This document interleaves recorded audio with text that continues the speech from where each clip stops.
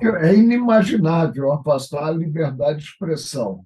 O que nós devemos ter é a colocação de ideias, né?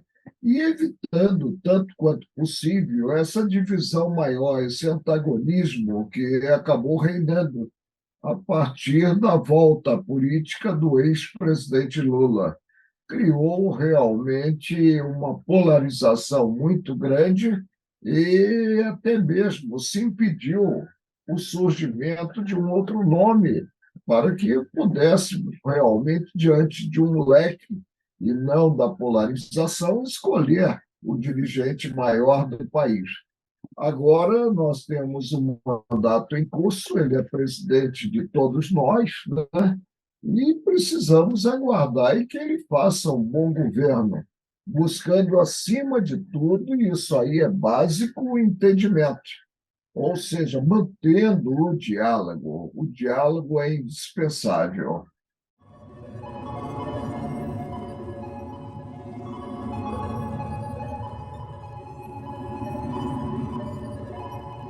Eu não concebo qualquer ato que possa implicar na comunicação, pela inibição dos veículos de comunicação e a inibição dos cidadãos em geral. Eu costumo dizer que até mesmo em verdade se combate com a verdade, ou seja, sobrepondo ideias e buscando o esclarecimento. Agora, vamos conceber que numa democracia essa troca de ideias, sem a potencialização maior, sem se chegar a uma agressividade ímpar, ela é muito importante. E, com isso, a própria democracia vai sendo robustecida passo a passo. Nós não podemos conceber a volta, seja por que meio for, de uma censura, nem mesmo a censura indireta, impondo-se medidas, e aí o judiciário precisa atuar com muita cautela, precisa atuar sopesando valores e tendo presente que é medula da República, do Estado democrático, a liberdade. E a liberdade de expressão ela acaba ocasionando e fortalecendo outras liberdades. Ela é indispensável ao desenvolvimento econômico, ao desenvolvimento social.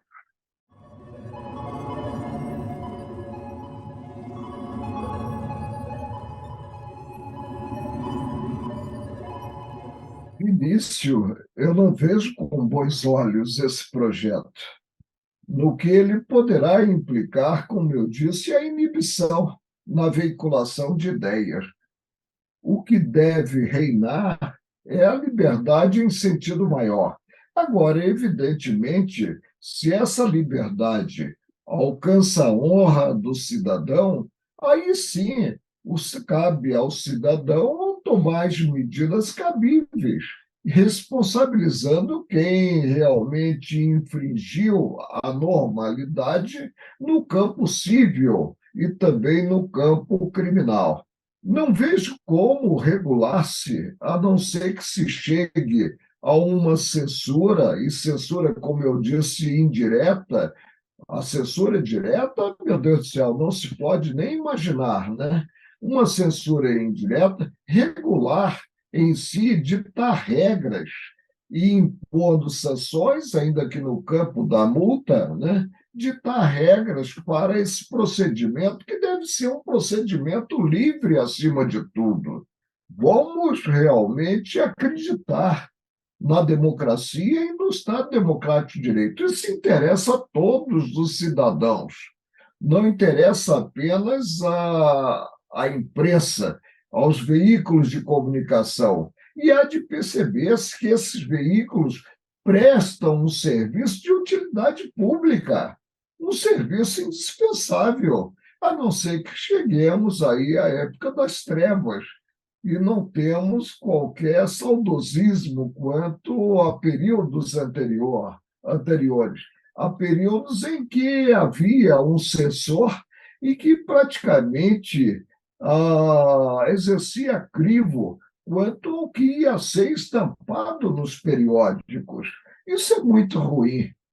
Nós precisamos acreditar que a regra é um procedimento digno pelos veículos de comunicação. E os excessos, eles consubstanciam a exceção. E a exceção, aí sim, deve ser afastada, mas sem chegar-se a qualquer medida de força.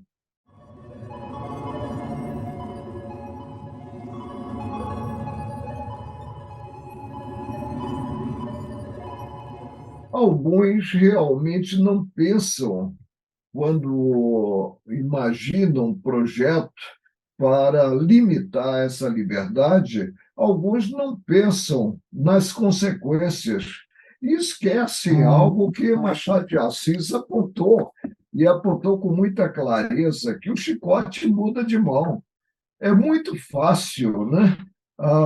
Falar assim, chicote, ter seu chicote com um cabo à mão, mas ele muda de mão. E aí, algo que alguns políticos podem imaginar que é bem-vindo, acabam realmente se transformando em um bumerangue, voltando à própria testa dos políticos.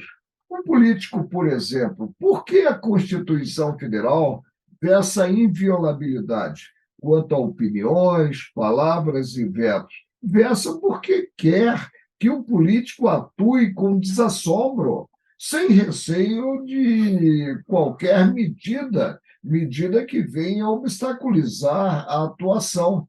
A mesma coisa nós colocamos em relação à imprensa. E se vamos presumir alguma coisa, devemos presumir o que normalmente ocorre, não o excepcional, o extravagante. Eu não posso, de antemão, imaginar que veículos de comunicação venham realmente se prestar a uma atividade que se mostre nefasta ao que espera a sociedade em geral. Ao contrário, os veículos de comunicação atuam objetivando atender aos interesses da sociedade. Qual é a forma de um contribuinte acompanhar o dia a dia, por exemplo, da administração pública? É mediante a veiculação de fatos nos jornais, nos periódicos, nas redes de TV, mediante a veiculação até mesmo de ideias na internet, agora com a inteligência artificial que reproduz tudo numa velocidade incrível. E a internet, é incontrolável. Nós fizemos um congresso aqui em Brasília, eu presido o Instituto Uniceub de Cidadania, e discutimos esse problema, o problema da veiculação de inverdades às vezes ofensivas. Mas a forma de combater-se isso está na própria lei das leis, que é a Constituição Federal, ou seja, nas providências a serem adotadas por aqueles que se sintam alcançados, como eu disse, no próprio perfil, na própria honra. Não há como, de antemão, a não ser que pretendamos aí um retrocesso em termos democráticos, não há como avançar se criasse limites para a atuação da grande imprensa. É uma visão míope, é uma visão que não é sadia em termos de república, em termos de democracia.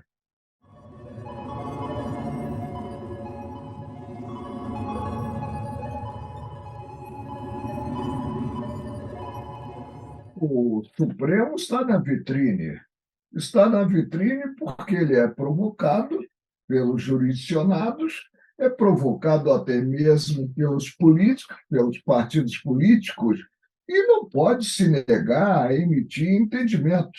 Enfrenta matérias do interesse geral. Ele, evidentemente, ele fica sujeito ao estilingue. Está na vitrine, evidentemente, pode ser atacado. E convém o ataque. A crítica construtiva, ela é bem-vinda. Eu integrei colegiado julgador durante 42 anos. Comecei em 1978 no Tribunal Regional do Trabalho da Primeira Região, no Rio de Janeiro. E sempre atuei com muita espontaneidade. E jamais fui hostilizado. Fiquei 31 anos no Supremo. Eu me lembro que uma vez eu atravessei a rua para me dirigir ao outro prédio onde estava o meu gabinete e vi atrás de mim, me acompanhando, que eu tinha mania de ir caminhando e cumprimentando as pessoas em geral, um cidadão. Quando cheguei na esquina, eu parei. Quando fui adiante, quando parei, ele foi um pouco adiante, também parou. Aí eu me dirigi a ele: escuta, o senhor está me acompanhando? Ele disse: estou sim. Mas como? Me acompanhando para quê? Não, o secretário de segurança recomendou que eu acompanhasse para lhe dar justamente conforto e não ser hostilizado. Eu disse: olha, não preciso que ninguém me acompanhe.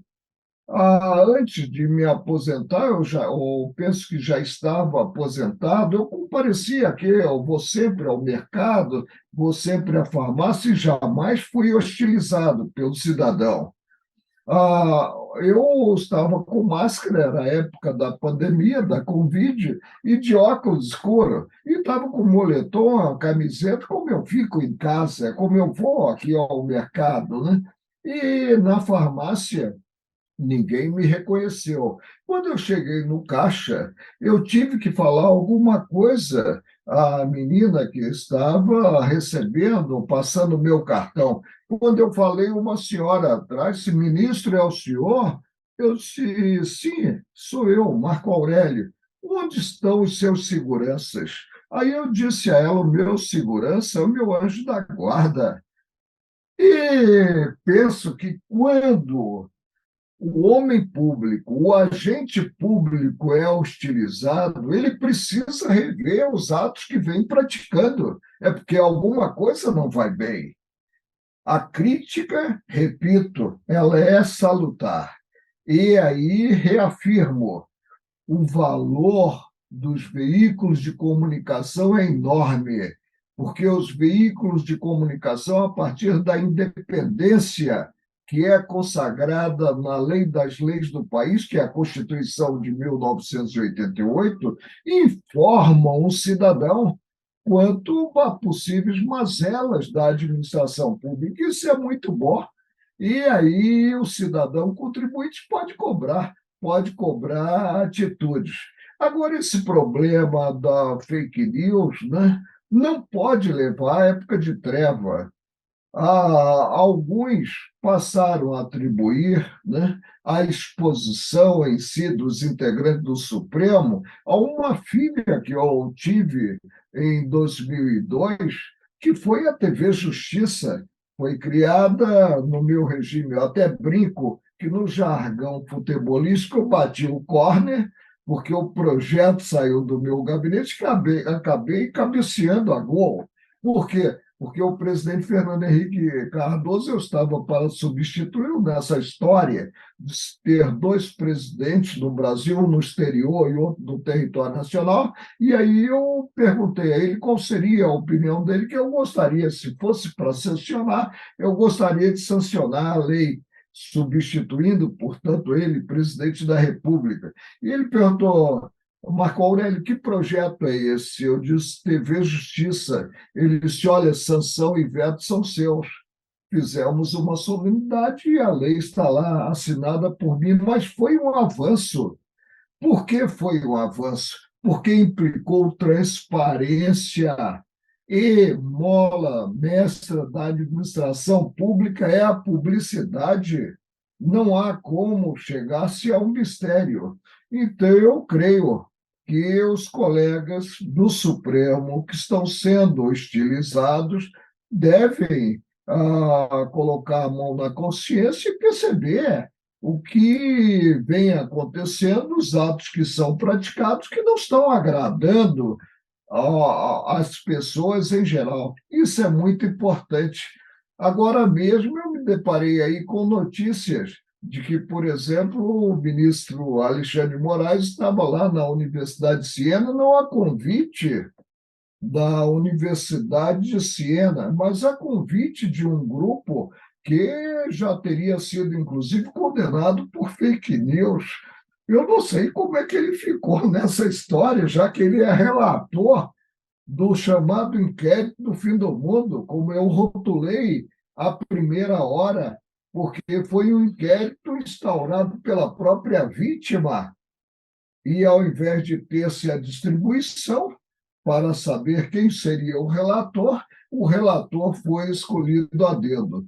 Até o presidente da época, me encontrando numa festa, me deu a notícia que teria instaurado esse inquérito e já foi logo adiantando. Marco Aurélio, eu sei que você não vai concordar, eu disse, não concordo mesmo.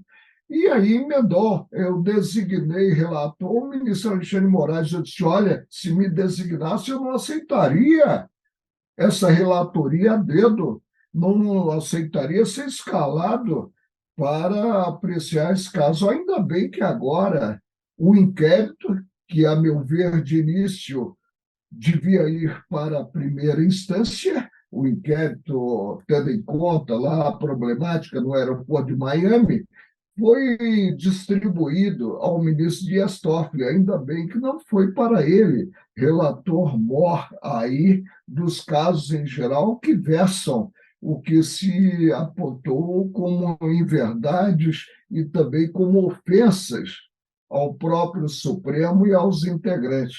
Mas nós estamos avançando, vou repetir. Eu sou um homem por criação em casa e pela minha vida otimista. Eu acredito em dias melhores. Não vou, talvez, presenciar o Brasil sonhado, principalmente consideradas as desigualdades que tanto nos envergonham.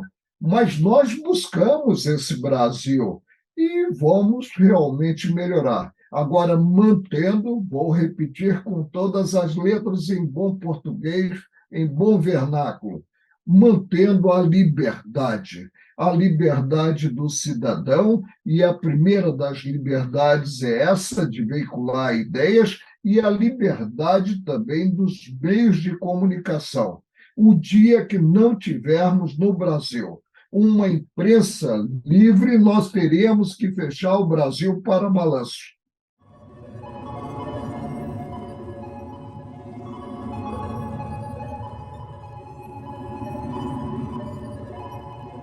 Ele se tornou uma clínica geral, né? Que julga tudo. Qualquer matéria pode chegar ao Supremo via habeas corpus, né? Quando o ideal seria o Supremo atuar apenas como corte constitucional.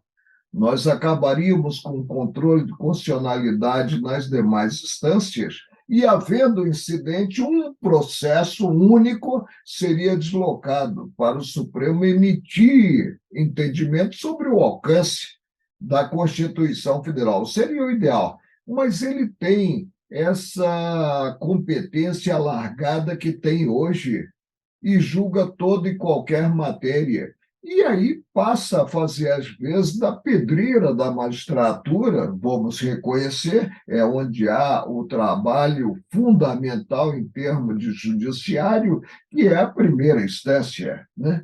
E atua como se fosse realmente um órgão de primeira instância. Isso não é bom. Nós temos, por exemplo, e eu até hoje não compreendo, três Supremos. Por que me refiro a três Supremos? Porque há as duas turmas, primeira e segunda turma, ainda bem que eu não fui da segundona, eu fui da primeira, né? E ao plenário, quando o ideal seria o tribunal se reunir, porque Supremo é órgão único, na composição plena com todos os integrantes.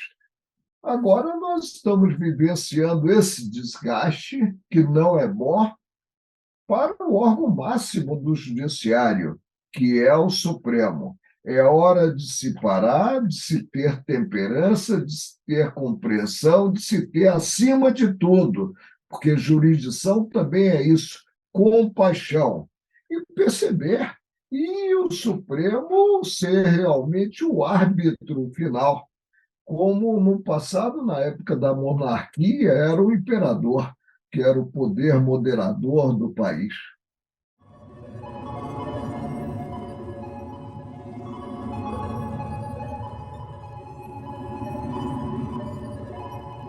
Tenho que admitir, tenho que dar a mão à palmatória e admitir que os cidadãos não estão satisfeitos com a atuação da Corte Máxima do país, a atuação do órgão, que é a última trincheira da cidadania. Foi o que eu disse. Toda vez que há críticas, é preciso que o agente político reexamine os próprios atos e aí perceba que algo não está indo bem, que está havendo extravasamento. E há de se homenagear, como eu já falei, né, a composição plena. Nós não podemos ter 11 tribunais, cada qual dos integrantes decidindo segundo a formação técnica e humanística que possua, segundo o critério que estabelece, e às vezes fechando a própria Constituição, sendo de se ressaltar que o Supremo é o guarda-maior da Constituição, tem que zelar pela intangibilidade, pela observância irrestrita da Constituição Federal. É época de parar-se e meditar-se quanto ao que está havendo. Hoje eu não acredito que o integrante do Supremo possa circular como eu sempre circulei em meus 31 anos, sem receio de ser hostilizado. Eles saem e saem com seguranças e não podem sequer estar em lugares públicos. Isso ocorreu com vários integrantes do Supremo. Não acredito que se precise reforçar mais ainda a segurança e arregimentando, portanto, pessoas especializadas na área para proteger aqueles que deveriam ser protegidos pelos próprios cidadãos comuns e serem, portanto, homenageados, admirados, respeitados acima de tudo.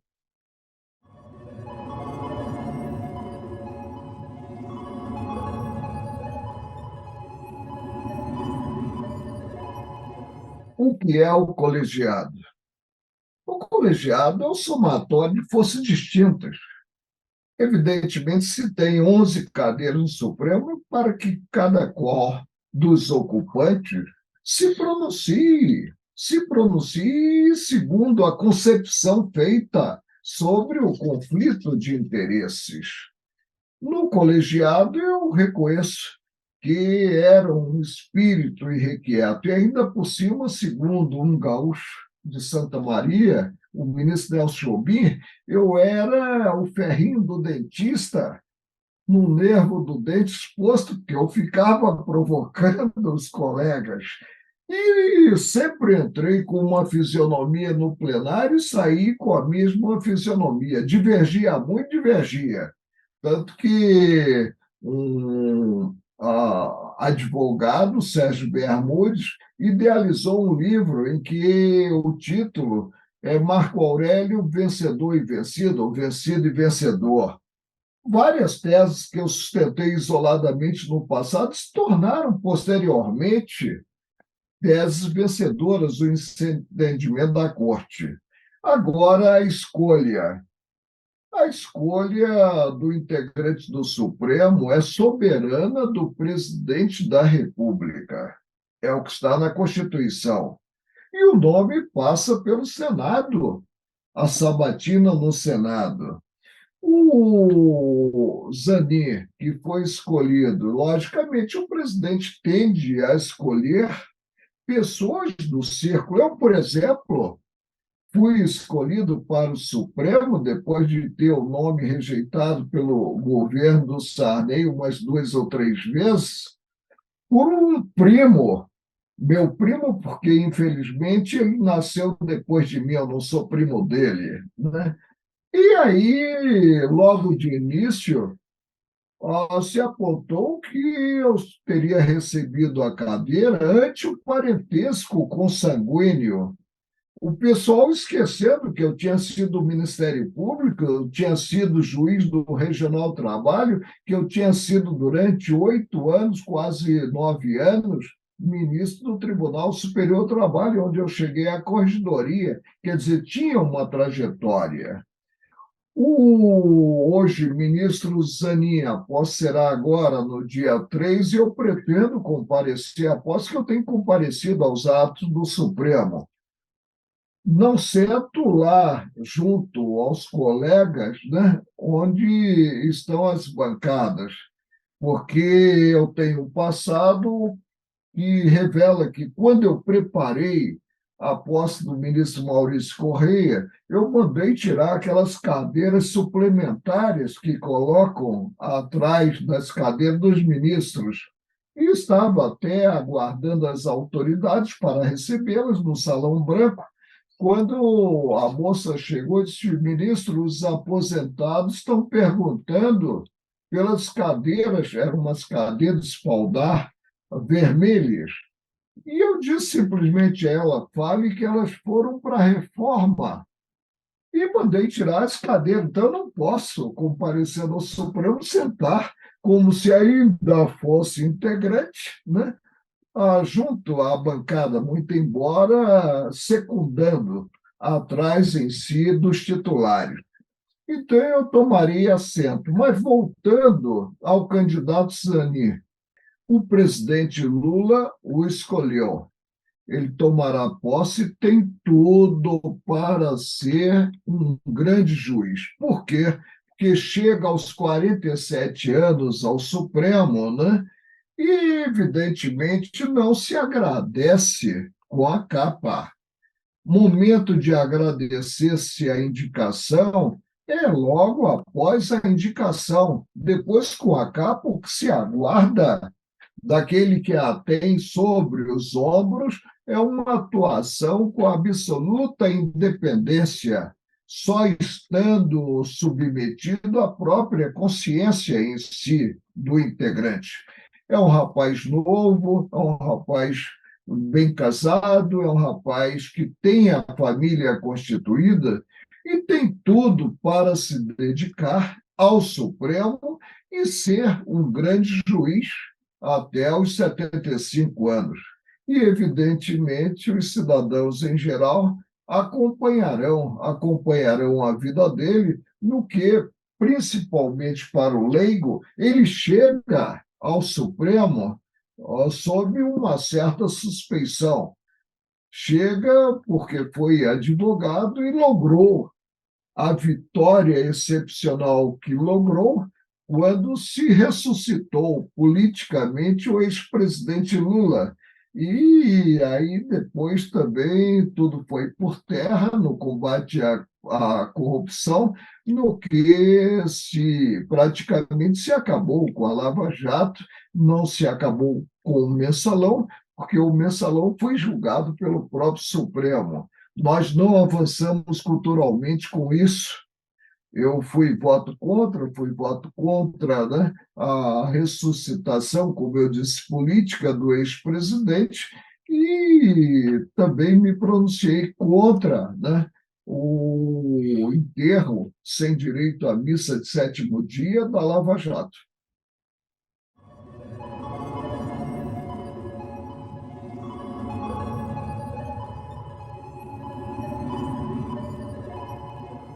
Eu só acredito na autorregulação, ou seja, as plataformas elas devem atuar e devem atuar buscando um melhor.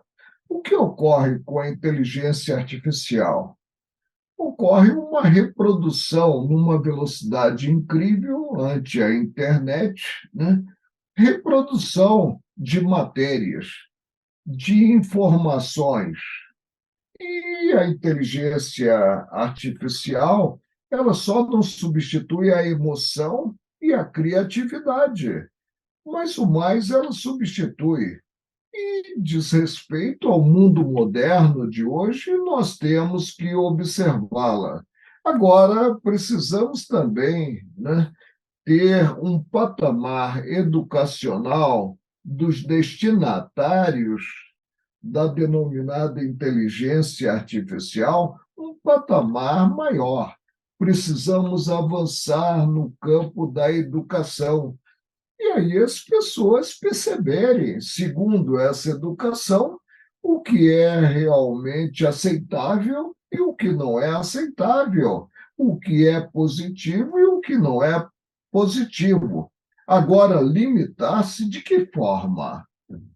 A inteligência artificial, ela encerra também comunicação no sentido maior. Não há como proceder a uma limitação de uma ingenuidade incrível. Imaginar-se que se possa limitar a atuação das plataformas em geral, dos sítios da internet que reproduzem, como eu disse, numa velocidade relâmpago e de forma ampla, matérias e matérias. E substitui, deve substituir, pode substituir, em termos de racionalização, a atuação direta humana, já que ela, inteligência artificial, também é acionada pela inteligência humana.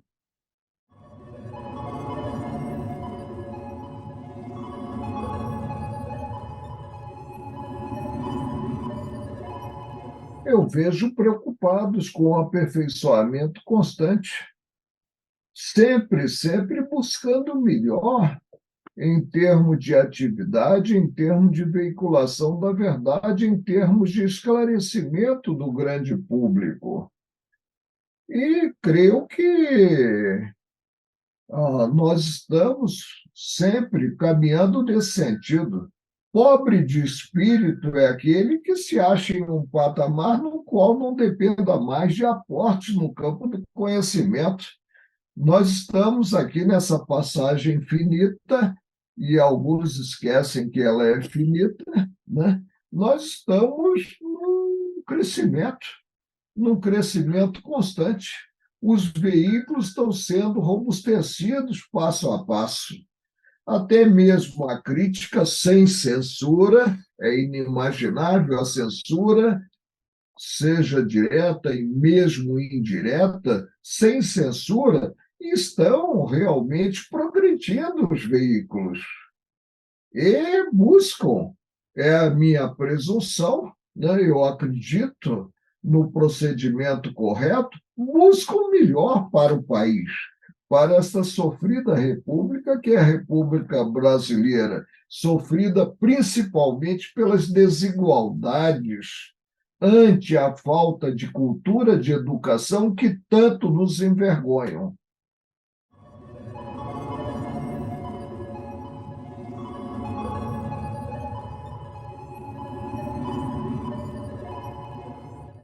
Eu só vejo a possibilidade de autorregulação. Por quê? Porque qualquer tentativa normativa de se disciplinar o tema corre o risco de descambar para a inibição, para a censura. Por quê? Porque norma sem sanção, ela é ineficaz. E a sanção aí é impensável. Nós devemos ter, sim, a busca da responsabilidade. Claudicou, errou, evidentemente precisa, em primeiro lugar, dar mão ao palmatório e tentar corrigir o prejuízo causado. Em segundo lugar, o cidadão ofendido, aí sim, deve acionar. E deve acionar no campo próprio aquele que errou, aquele que o ofendeu.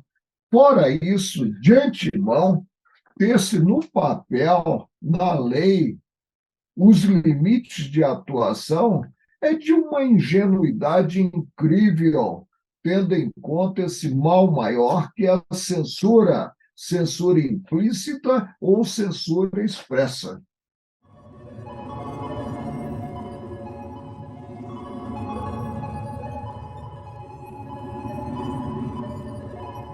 sempre tive um maior contato mais espontâneo, mais sincero, com pureza d'alma com jornalistas, e nunca recebi uma rasteira de um jornalista e de um veículo de comunicação. Sempre atuaram comigo, inclusive me criticando, né, com absoluta honestidade e propósito, contribuindo para o meu aperfeiçoamento, e eu agradeço muito à imprensa.